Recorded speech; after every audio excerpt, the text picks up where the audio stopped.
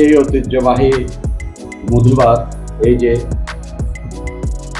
আমার বউ করেছে, অনেকগুলো মধুভাত করেছে, অল্প করে করার জন্য রেখেছি, মোটামুটি আর পাখিগুলো বিয়ে হয়ে গেছে। এই যে নারিকেল গতকাল করেছে, অবশ্যই আজকে না, এটা বেশ জমাট হয়েছে।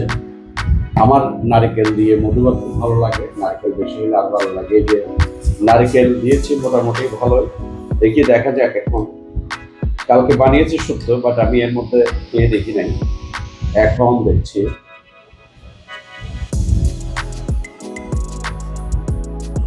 হম, ভালো হয়েছে বেশ।